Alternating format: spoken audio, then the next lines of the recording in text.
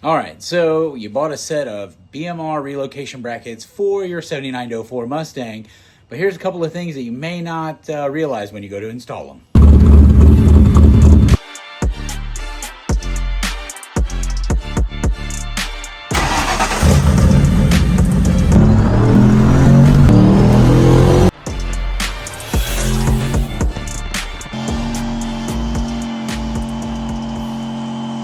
All right, number one, putting them in, they're awesome. They lined up great. Everything went fine.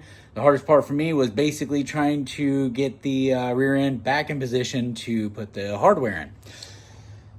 The second hardest thing was when I went to actually install them, say like on the second hole down. That's where I wanted them.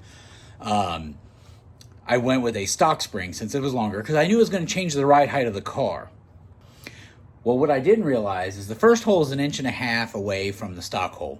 Second hole is another 3/4 of an inch. So you're looking at what, 2¼ inches, somewhere around there. And when you put the stock spring in, it's 1 inch higher than the lowering spring I had in there. So obviously I'm missing 1¼ inch of height on the bottom of the control arm. But to alleviate some of that, I was going to put my UPR control arms in the top hole. Not the stock hole, but the one right below it, the 1.5 inch hole. The problem I ran into is the actual end of the control arm is bigger circumference-wise for the bushing, and it would hit the sleeve that you install on the relocation bracket. Now, for more clarification, you can kind of see what I was talking about. This right here, too big in circumference, hits that, can't go in this top hole, so it has to go in the middle. So my garage is a mess still, where I was still working on the stuff, as you can tell. But I went ahead last night and ordered some 1 inch spring spacers for the bottom of the coil spring to kind of get some of that height back. I wanted to get back to almost the stock height to where I could utilize the whole shock. And by the way, these things are legit like $38 on Amazon. They're anodized aluminum, and they basically just go over the stock cup and then the spring goes there. Pretty simple. You can see right here how close that shock is to bottoming out. Now with that bottomed out, obviously these strange shocks are not going to be very effective. All right, so this side's done. Now I will say, if you have a rear sway bar, for one, using that middle hole, it's gonna hang considerably lower, but also it's gonna make it a pain in the butt to get the control arm low enough. So you have to take those 2 bolts loose, drop the control arm the rest of the way, use a jack to basically bring the control arm back to the rear end and get it all mated back up.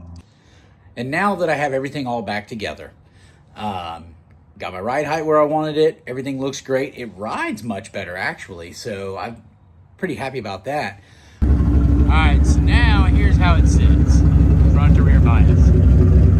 Truthfully, the front could come up a hair more, but I wanted to lift it back up a little bit more anyway.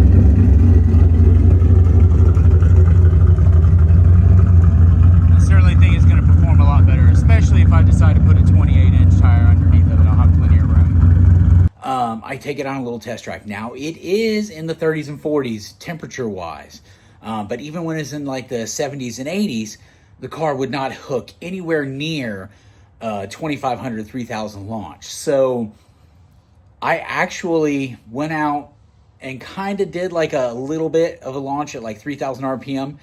And you can see multiple times the car really bogged down.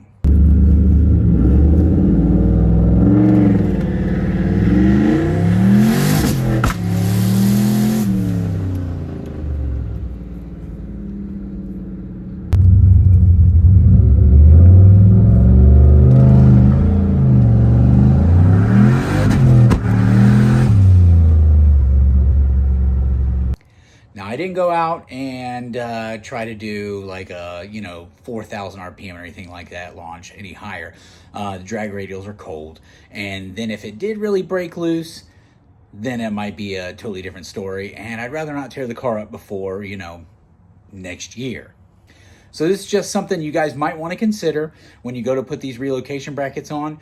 They are typically made for a lowered vehicle, but even with the car still being an inch to inch and a half lower than stock, it's still made it a little difficult. So that's something you might want to look into when you go to install these relocation brackets, if you've ever run across this, because I didn't really find much information out there on them on the internet or here on YouTube either. So it's just some little tidbits. So don't forget to like and subscribe, guys. And if I run into anything else, I'll make another video, and we'll see ya.